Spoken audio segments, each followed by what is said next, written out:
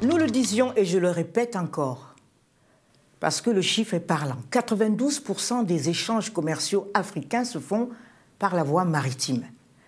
Mais ce que ne raconte pas ce chiffre, c'est que tous les pays ne sont pas égaux en la matière, et en particulier ces pays qui n'ont pas de littoral, les pays qui n'ont pas accès à la mer.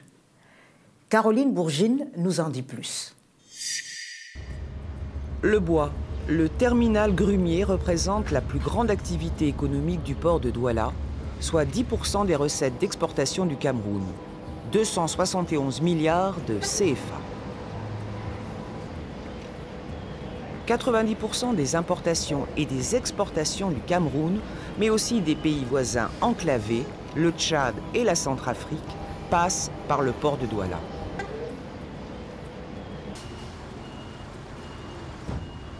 C'est un port estuaire, situé au cœur du golfe de Guinée. Il fut construit par les Allemands en 1881 et fut repris par les Français en 1921, entre les deux guerres mondiales.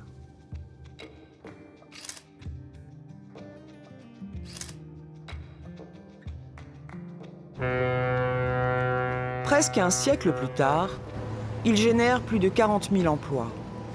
Le port de Douala, c'est la cellule organisatrice du potentiel économique camerounais.